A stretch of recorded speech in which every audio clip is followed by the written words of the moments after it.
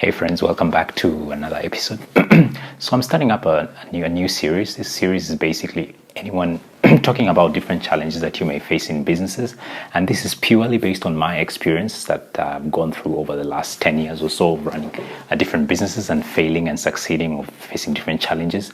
So this over the next few episodes, I will talk about different topics just based on purely my experience and just sharing what I've learned all across running different businesses. So today I just want to talk about failure. Failure is such a sensitive topic because many people want to hide their failures, don't want to talk about their failures, and yet many businesses fail. We fail at, in fact, if I'm to talk about how many startups have failed or have tried to do and have failed or faced different challenges, they're just numerous. And so I just want to pick up different things that I have learned. So I guess there are various reasons why you're here. Either you are looking to start a new business, and either also you have faced failure in your business, and probably you're looking at ways, the best ways to handle failure and possible ideas on how to move on. So the reality is you will face failure. Whatever you're doing in your businesses, different businesses, there will be a situation where you will fail. And it's not an issue. It's just how you handle it.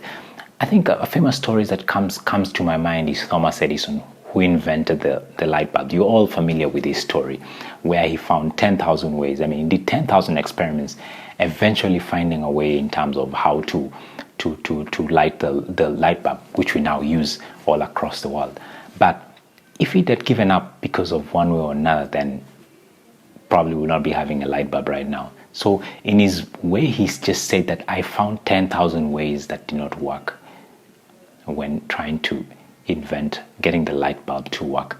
Another famous parable is you have a classroom where you have a teacher who divides a class into two.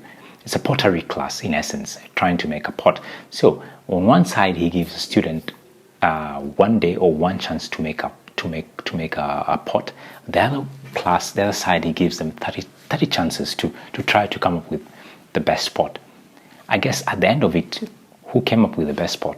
The people that had 30 chances. Why? Because you learn from every failure. You learn from every mistakes that you do. Eventually, the person who had one chance to do it probably didn't produce the best pot. The other side, maybe the top 10 actually for this pot came from this other side. So failure is so important. At the end of this video, I will also talk about ways and means or resources that you could use to actually maneuver through your failure, and also one of the best podcasts to listen to that actually focuses on failure. I think if you really want to know about that podcast, then I think you should watch this video until the end. Why is failure good? What have I learned of failure over the last 10 years? One of the best things, and I will start with a story. One time we went to negotiate a deal for a magazine rental business. So basically we wanted to replicate, if you remember back then, 10 years ago, there was kind of movie rental business was very high. Magazines like Harvard Business Review, Cosmopolitan back then were very expensive to the common guy. So what we want to do is replicate the same model where there's movie rental business and do it for the magazine rental. So you could get a Harvard Business Review at 1/10 of the cost. Once you're done with it, you could pass it on to the next person. So when we went to negotiate the deal with the supplier, originally the supplier gave us a kind of 20% discount. And thinking through, we thought, okay, maybe we could push the supplier to 40%. So we went in back being aggressive, and the supplier canceled the whole deal, and that was just a failure. I mean, that was the end of the business. Basically, we failed even before we started. But what did I learn from there? One thing that I learned is don't over negotiate, right? Because sometimes you can get a good deal, but you tend to push and you want to push, and you could lose something. So sometimes you will get a balance between negotiating and over negotiating. Just know where your limits are. So failure actually gives you new skills. If you just look back in everything that you failed, What have you learned? Always ask yourself a question. What have you learned? We always say once bitten, twice shy. For in this case that I've given an example is I learned not to over negotiate. Once you think that you're satisfied with your deal in terms of your or in terms of your mind, take the deal, right? The second point is some of the businesses that I've failed, I've also used it as a chance to reset and reflect.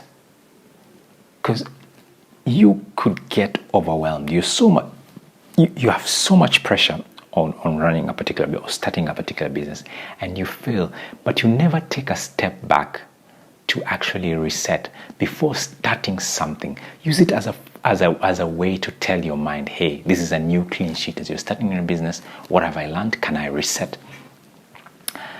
The third thing that I know about failure that is quite important is actually building endurance. Look at it this way. As an athlete, or especially marathon athletes, one of the critical things that I focus on during training is actually building endurance. Many people think that actually they focus on building speed. How many minutes can you run per kilometer or per mile?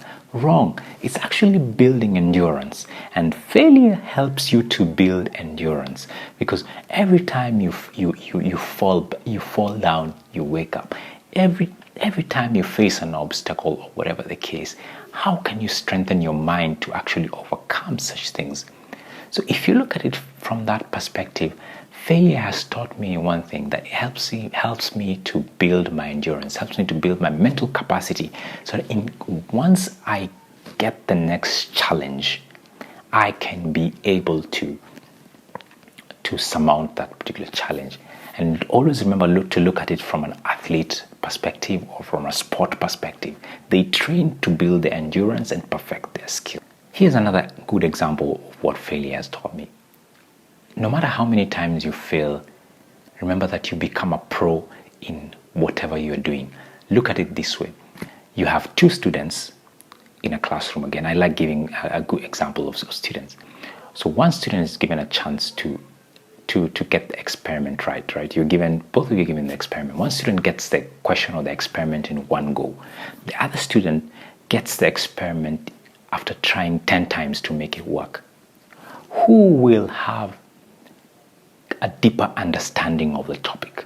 The person who got it in one try, or the person who failed many times? My take is the person who failed many times can talk so much about the topic, even not necessarily about the solution, but so many angles that they faced and looked at the problem from a different angle.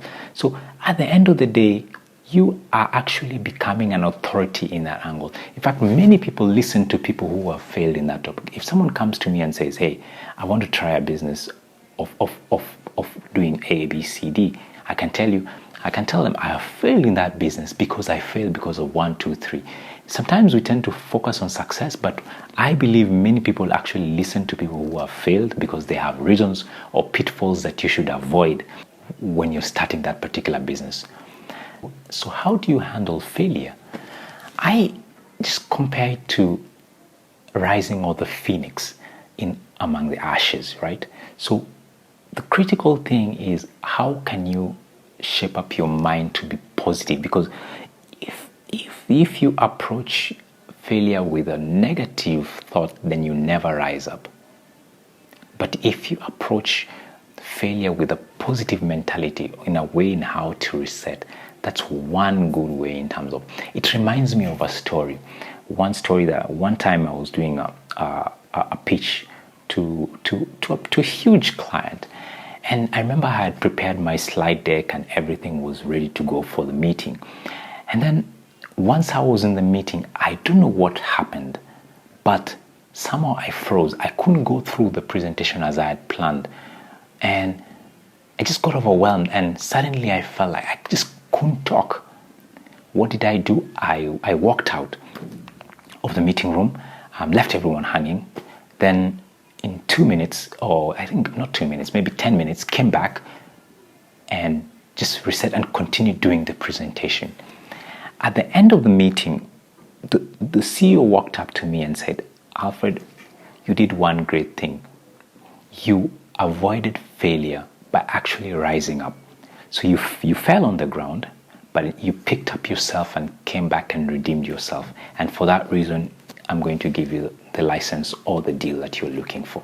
So having a positive mindset and actually trying to always remember that you can come back even better. Finally, I just want to recommend you to one good podcast that you should listen to by Elizabeth Day, and it's How to Fail. And she interviews people every week, or there's every episode basically talking about failure. So looking at a business, looking at different things in life or whatever it is from a failure perspective and picking up the lessons. I don't know how many episodes are there, probably over 500. It's something that you will learn a lot from there. I'd love to listen to your failure stories, because that's people don't talk so much about failure. So I'd love to listen to your failure stories and how you overcome them. Let me know in the comments below. Till then, cheers next time. Yeah.